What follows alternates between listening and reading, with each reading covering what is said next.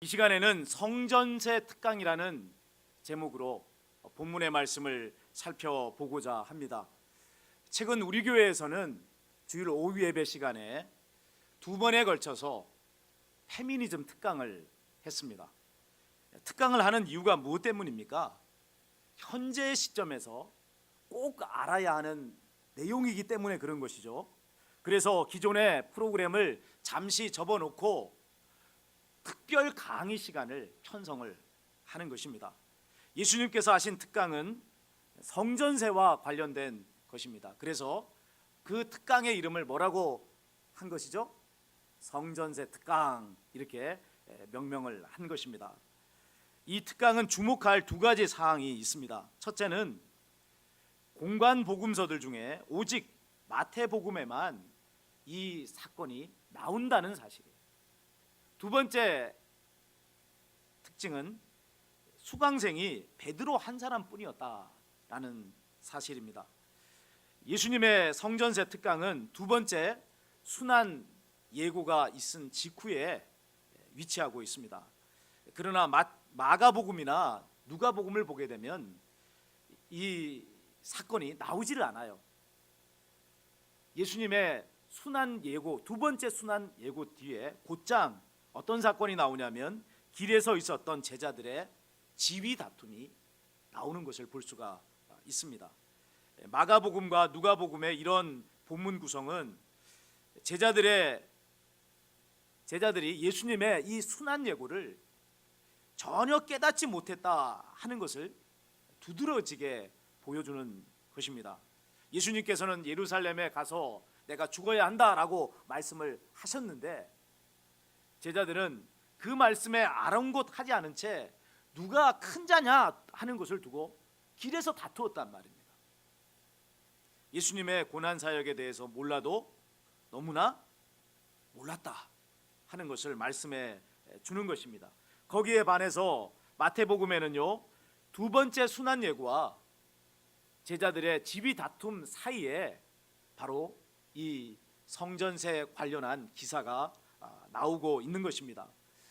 신학자들은 공간 복음서인 마태복음, 마가복음, 누가복음 이 중에서 특정 한 복음서에만 나오는 특별한 사건을 가리켜서 특수 자료다 이렇게 부릅니다.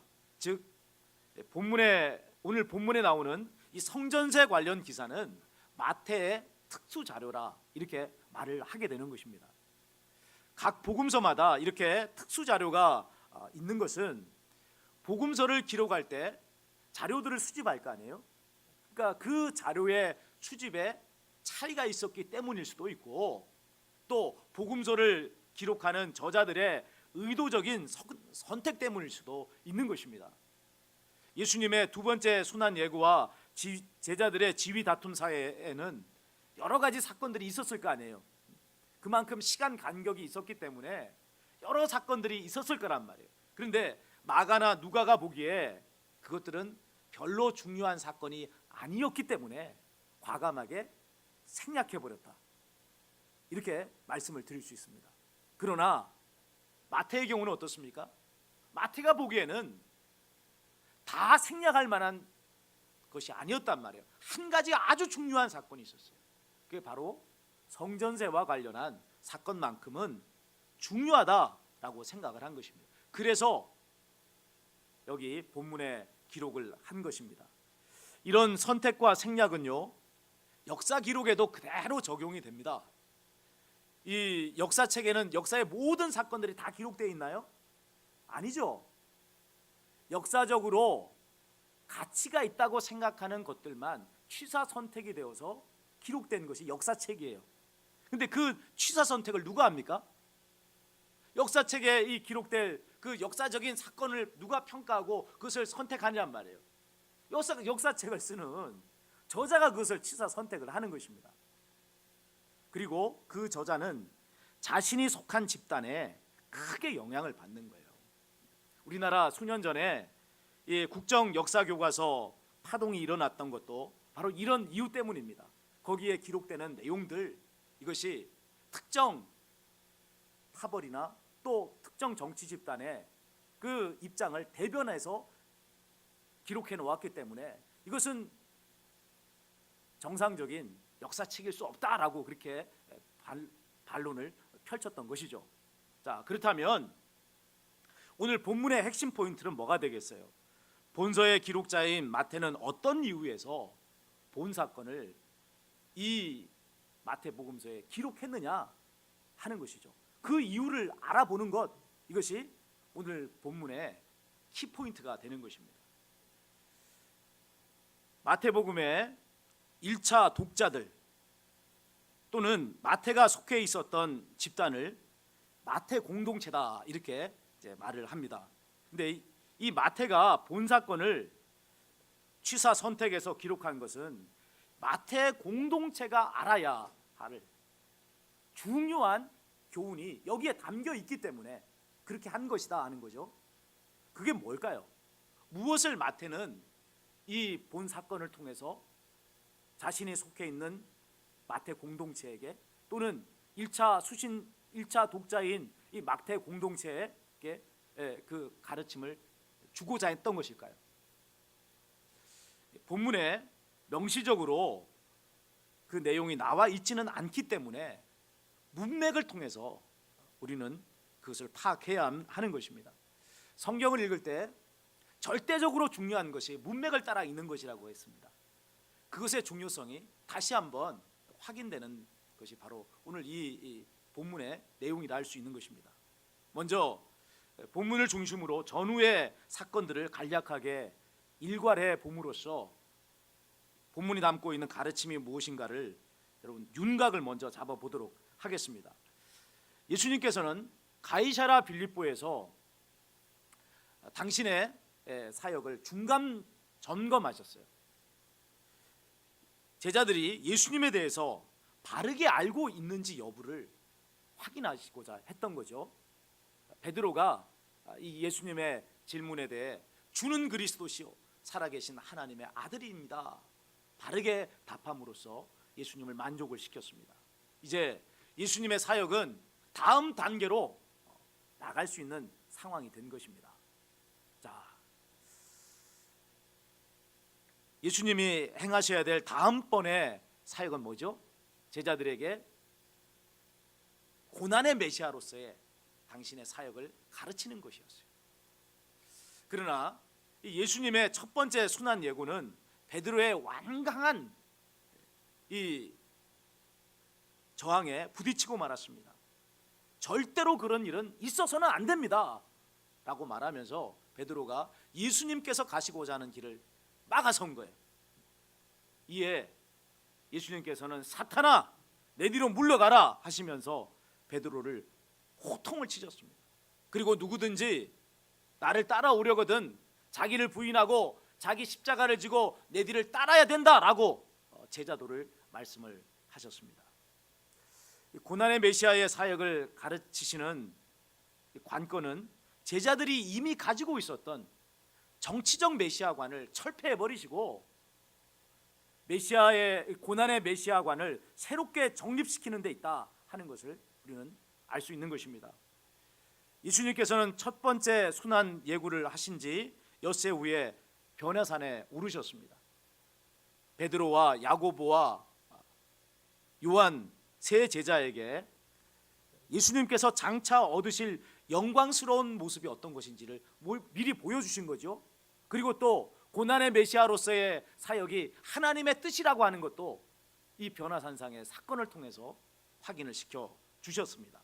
자, 그렇게 예수님께서 영광스러운 모습을 나타내고 계시는 동안에 산 아래에서는 어떤 일이 벌어졌습니까? 남아있는 제자들과 서기관들 사이에 논쟁이 벌어진 거예요. 이 제자들이 간질병에 걸린 아이에게 든 귀신을 쫓아내지 못했기 때문이죠. 하산하신 예수님께서 아이에게 든 귀신을 내쫓아 주심으로써 상황은 일단락이 되었습니다. 그 후에 예수님께서는 제자들에게 너희가 귀신을 쫓아내지 못한 이유는 믿음이 작은 까닭이라 라고 말씀하셨어요. 그리고 너희에게 너희가 예수님이 누구신지를 바르게 아는 겨자씨만 한 알만한 믿음이 있어도 산을 명하여 바다에 던질 수 있다라고 말씀하신 것을 보게 됩니다. 자, 여기까지가 본문 직전까지의 사건이었어요. 그리고 이제 오늘 본문은 어떤 내용이 나옵니까? 예수님께서 갈릴리에서 두 번째 순환 예고를 하신 내용이 나옵니다. 갈릴리라고 하는 이 지명이 맨 앞에 거명된 이유는 예수님의 이 예루살렘을 향한 여정이 아직 시작되지 않았다라는 것을 알려주기 위해서 그런 것입니다. 왜 예루살렘을 향한 여정이 시작되지 않은 거죠? 예수님은 예루살렘에 올라가셔서 죽으셔야 된다고 말씀하셨는데 왜 예루살렘으로 아직 가지 못하신 거죠? 그것은 제자들이 그 여정을 시작할 만한 준비가 되지 않았단 말이에요. 그렇기에 그들은 여전히 예수님의 고난의 사역에 대해서 깨달음이 없었단 말이에요. 그래서 예수님은 두 번째 순환 예고를 하신 거예요. 자, 22절, 23절을 함께 소리내서 읽습니다. 22절, 23절입니다.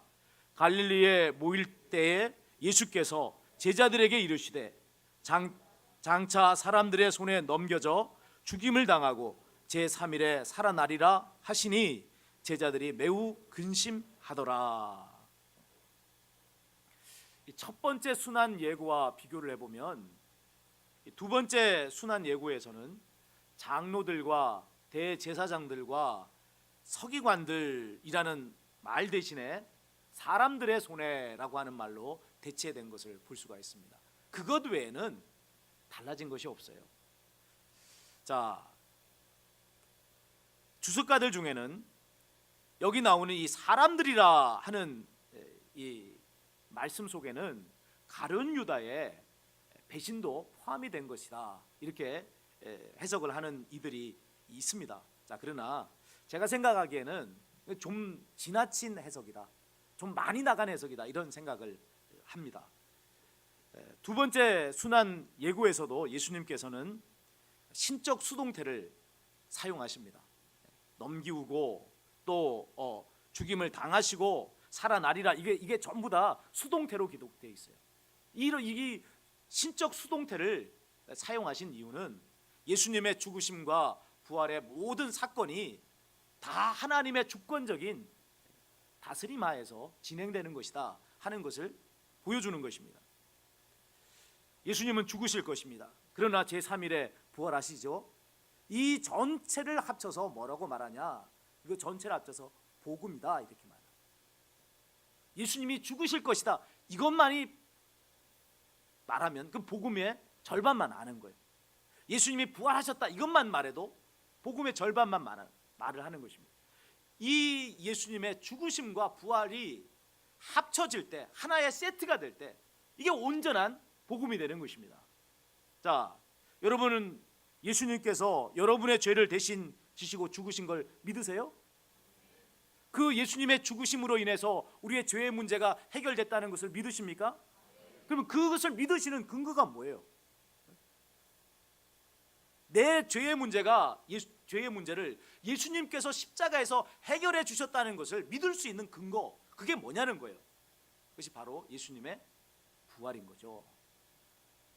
하나님 아버지께서 예수님을 부활시키심으로써 그분이 죄가 없는 분이라고 하는 것을 확증지어 주셨어요. 죄가 없으시기에 죄 없으신 분이 죽으신 거 아니에요. 그러니까 하나님께서는 너는 죽지 말아야 되는 자인데 죽었다라고 해서 다시 살려내신 것입니다. 이것이 예수님의 부활의 의미예요. 자, 그러면 예수님이 다시 살아나심으로, 부활하심으로 확인되는 것이 뭡니까? 예수님은 하나님의 아들이시라는 것이 확인되잖아요. 모든 사람들은 다 죄가 있어요. 그렇지만 하나님은 죄가 없으신 분이죠. 죄가 없는 분이 이 세상에 오셨다면 그분은 하나님의 아들인 거예요. 그래서 예수님의 부활은 예수님이 하나님의 아들이시다라고 하는 것을 증명해 주는 사건입니다. 그리고 또 그분이 십자가에서 죽어주심으로써 우리의 죄가 대속되었다라고 하는 것을 또한 확인해주는 증거가 되는 것입니다. 이렇게 예수님의 십자가의 죽으심과 부활은 한 세트가 되어서 복음이 되는 것이죠. 그러나 제자들은 예수님의 부활에 대해서 알지 못했습니다. 그것은 역사 속에서 실행되기 전까지는 깨달을 수 없는 신비의 영역이기 때문에 그래요. 자, 여기서 잠깐 상상의 날개를 한번 펴봅시다. 만일 제자들이 오늘날의 우리들과 같이 예수님의 부활에 대해서 알고 있었다면 어땠을까요? 예수님, 뒷일은 걱정하지 마시고 어서 예루살렘으로 가시죠, 이랬을까요? 이 제자들이 예수님의 부활을 우리처럼 알고 있다면 뭐라고 말씀을 드렸겠어요? 아무 걱정하지 마세요. 염려 마세요. 예수님 빨리 올라갑시다, 이랬을 거냐 말이에요. 참 뭐라고 말하기가 어려운 거 아닙니까? 자, 여기에 힌트가 되는 일이 있습니다. 예수님의 겟세마네 기도입니다. 예수님께서는 당신이 죽으신 지 3일 만에 부활하실 거라고 하는 걸 아시고 계셨죠. 그럼에도 불구하고 겟세마네 동산에서 땀방울이 핏방울이 되기까지 기도하신 모습을 보게 되는 것입니다. 인류의 죄를 대속하시기 위해 십자가를 지시는 일은 하나님의 아들이신 예수님에게조차 너무나도 힘든 일이었다는 거예요. 그렇다면 제자들이 예수님의 부활하심을 알았다 하더라도 어서 가시지요라고 말할 수는 없는 것입니다. 오늘날 우리는 이 대목에서 생각해 봐야 할 것이 있습니다. 예수님의 죽으심을 너무나 쉽게 여기는 것은 아닌가 하는 것입니다. 내가 죽어야 할 그 자리에 예수님께서 대신 죽어주셨잖아요. 그런데 우리는 그분이 하나님의 아들이시기 때문에 대신 죽어주신 거 별로 힘들지 않았을 거라고 생각을 하는 거예요. 여러분, 이게 합당한 생각이냐 하는 것입니다.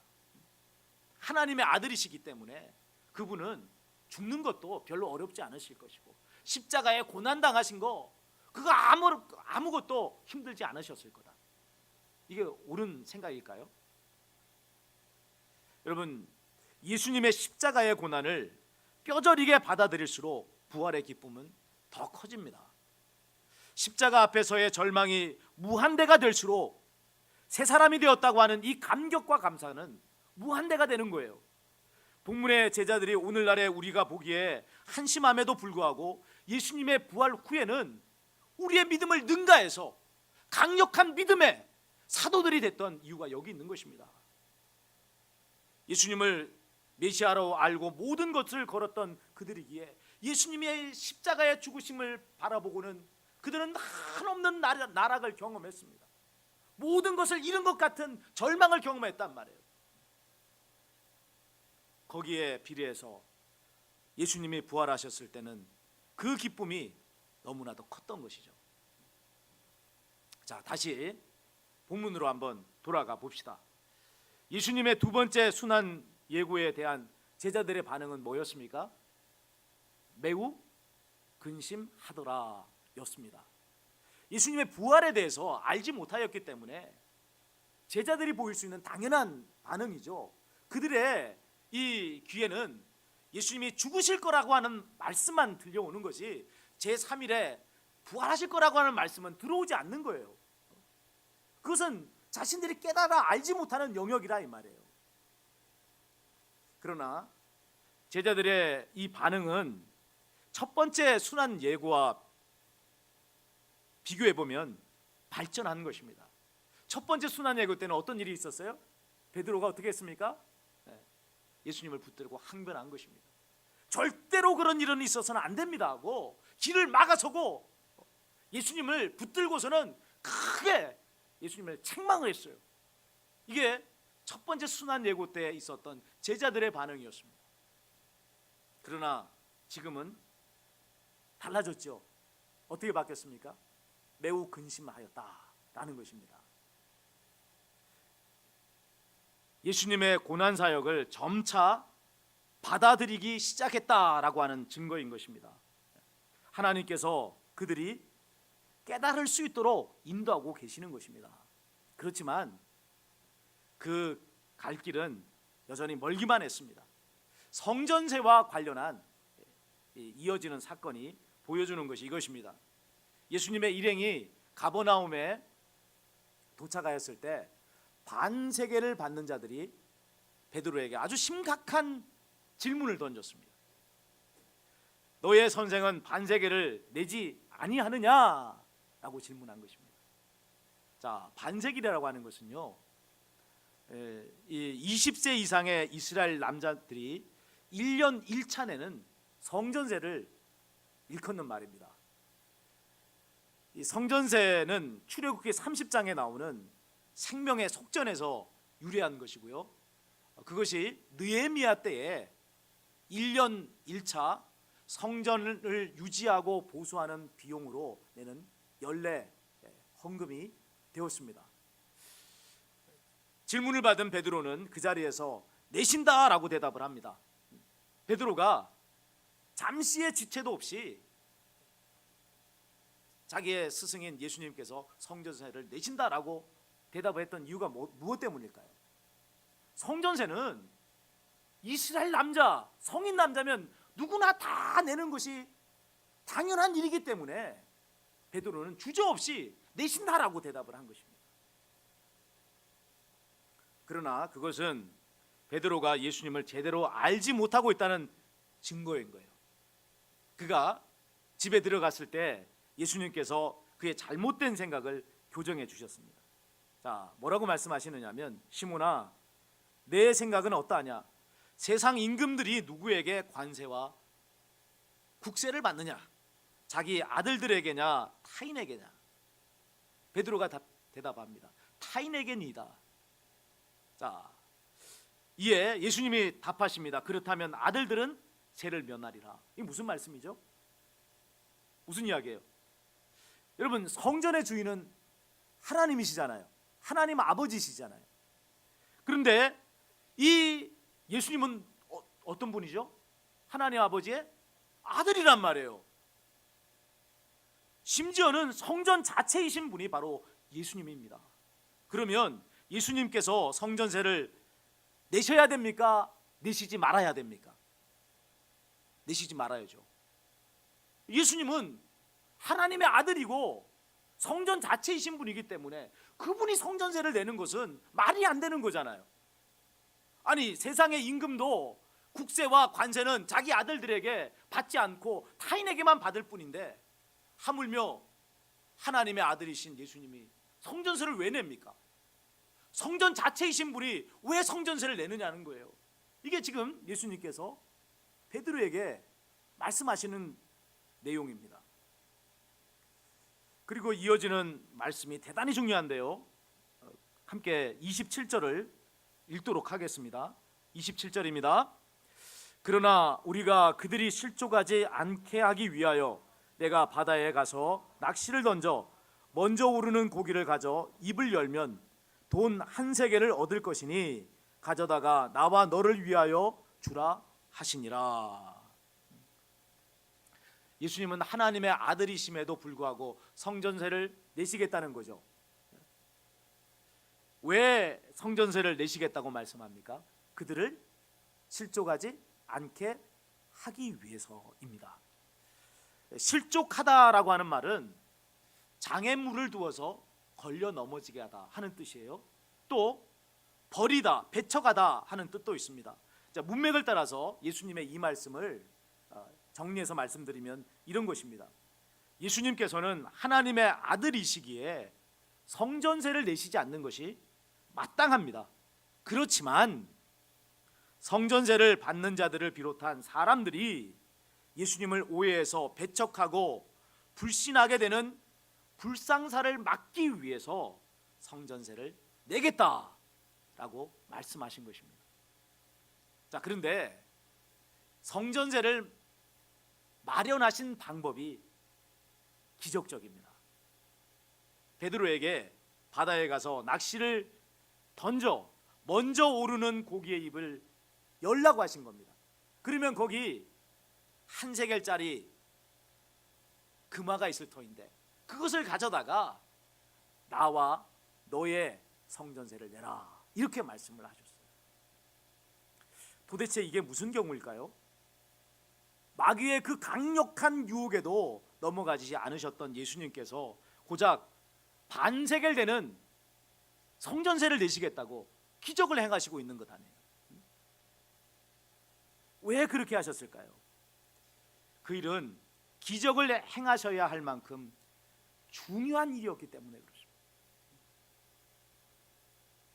베드로에게 예수님이 누구신지를 분명하게 깨닫게 해주시기 위해서 예수님은 이 물고기의 입에서 그 말을 얻게 하시는 그 기적을 행하신 거예요.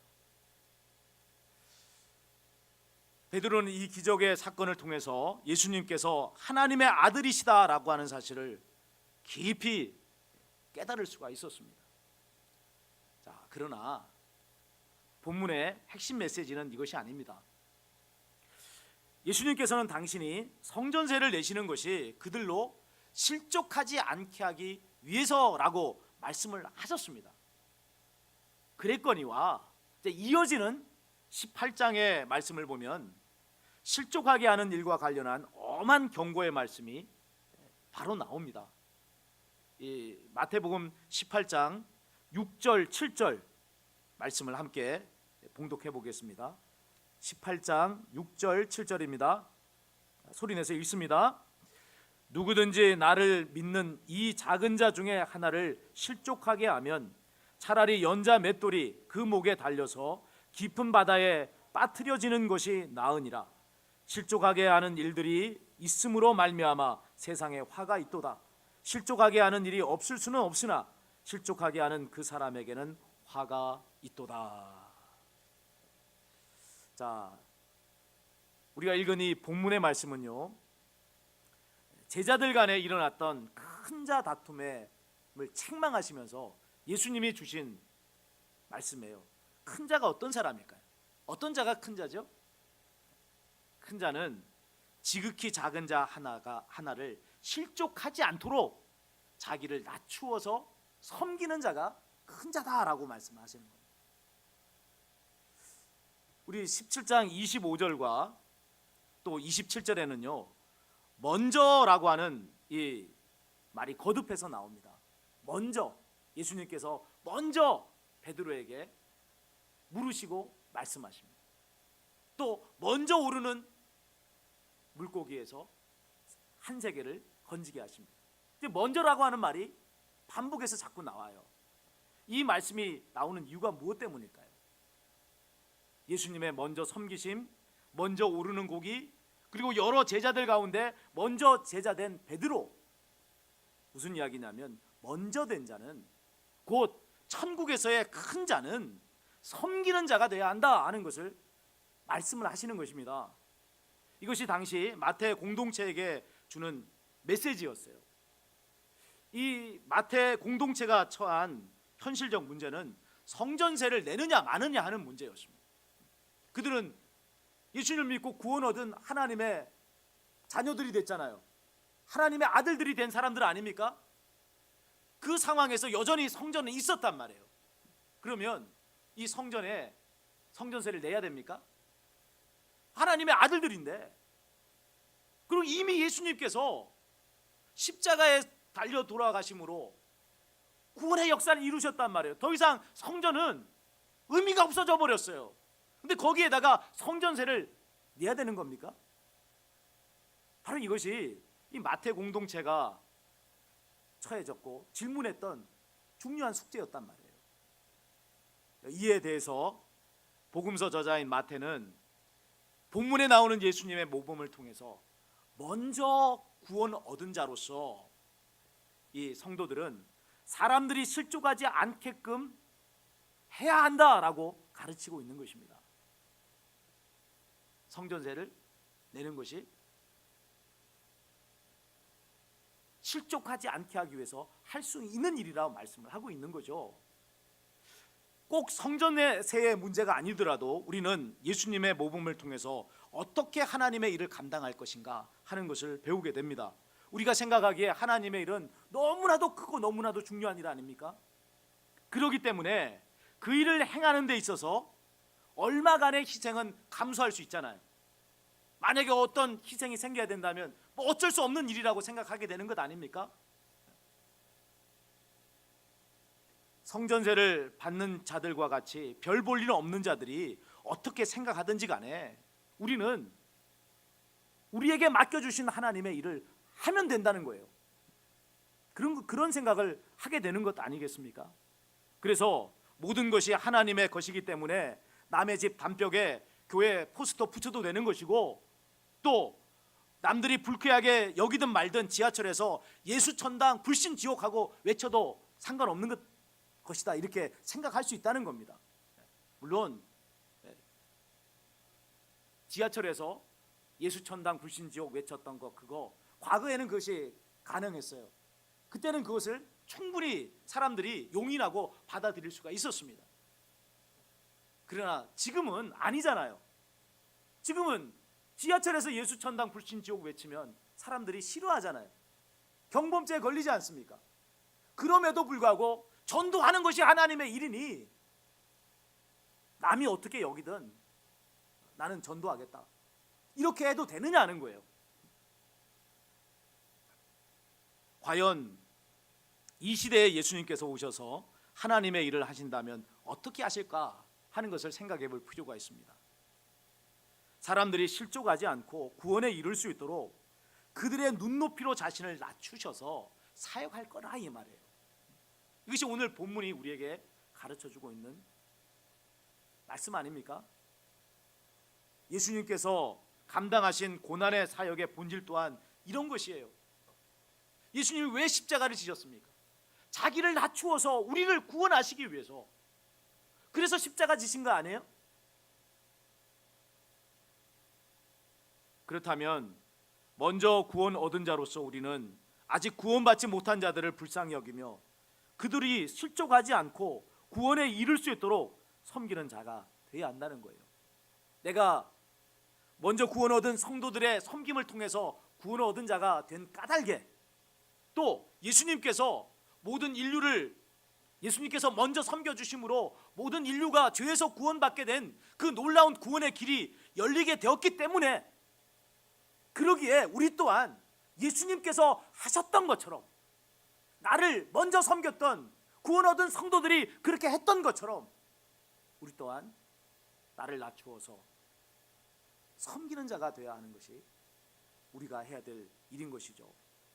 인자가 온 것은 섬김을 받으려 함이 아니라 도리어 섬기려 하고 자기 목숨을 많은 사람의 대속물로 주려 함이라 라고 말씀을 하셨습니다.